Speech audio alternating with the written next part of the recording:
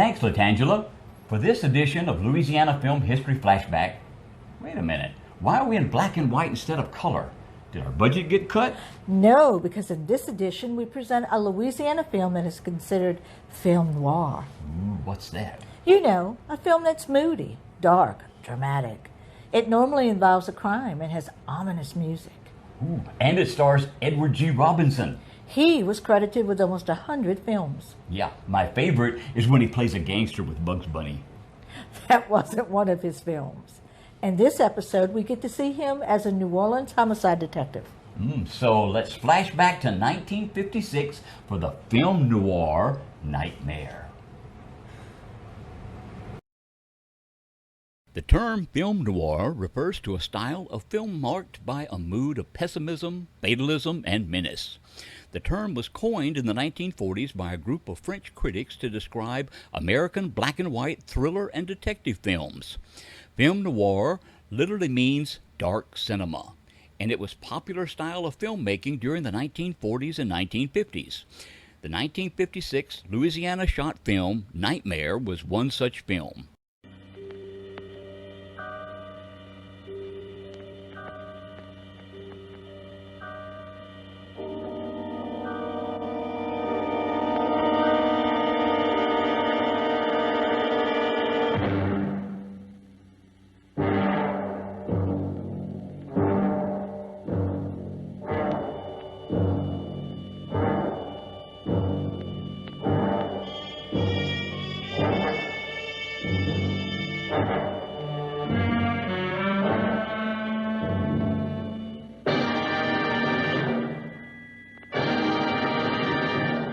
Nightmare starred film icon Edward G. Robinson in one of his later roles. Robinson is remembered for his classic portrayals of gangsters, even inspiring a Looney Tunes cartoon character. The versatile actor appeared in over 90 movies and received an Academy Award for Lifetime Achievement in Films in 1973.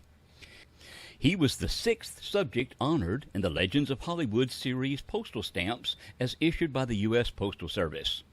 In this film, Robinson plays a New Orleans homicide detective trying to answer a fascinating question. Can a person commit a murder while under a hypnotic spell and be unaware of it? A jazz musician, played by famed character actor Kevin McCarthy, dreams that he killed a man. The dream is so vivid that he's certain it actually took place. He seeks advice from his brother-in-law, played by Robinson, who doubts he actually committed a crime. But when a murdered man is discovered under the circumstances described in the dream, the detective is confronted with the strangest case of his career. Nightmare was the first film by the restructured Pine Thomas Shane production company. Pine Thomas was formed in 1940 by William Pine and William Thomas as a production unit for Paramount Pictures. When Thomas Pine died in 1955, Maxwell Shane became a partner. Shane wrote the screenplay and directed Nightmare. It was a remake of Shane's earlier 1947 film titled Fear in the Night. Both films were based on a short story first published in Argosy magazine in 1941 as And So to Death, written by Cornel Woolrich under the pseudonym of William Irish. Except for changing the story's locale to New Orleans and the occupation from a bank clerk to a jazz musician, the plots of both movies are virtually identical. A larger production budget for Nightmare allowed for location shooting in and around New Orleans, giving a fantastic look at downtown New Orleans and the French Quarter at that time. Blues singer Connie Russell and jazz musician Billy May appeared in their first dramatic film roles. May also arranged the modern score for the film. At the time, producer Bill Thomas hadn't heard of Billy May, but his teenage daughter Carol was a fan, and she convinced her father to give him the job. The remaining cast included Virginia Christine, Gage Clark, Reese Williams, Barry Atwater, and Marion Carr. In late October of 1955, the film crew arrived in New Orleans for location shooting.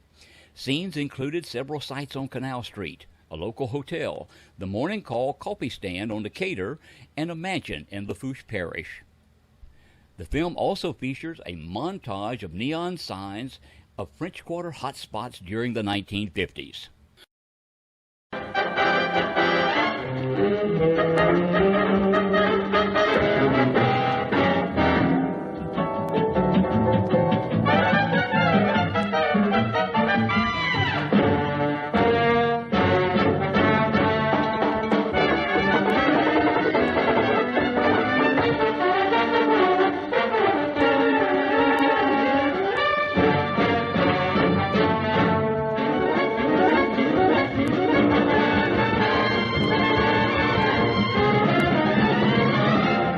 film premiered in New York on May the 11th, 1956, and in New Orleans at the Sanger on May 26th.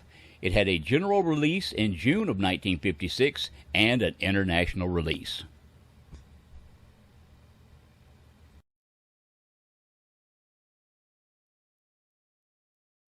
This has been a presentation of Hollywood on the Bayou, preserving Louisiana's rich film history with books, prints, presentations, and exhibits.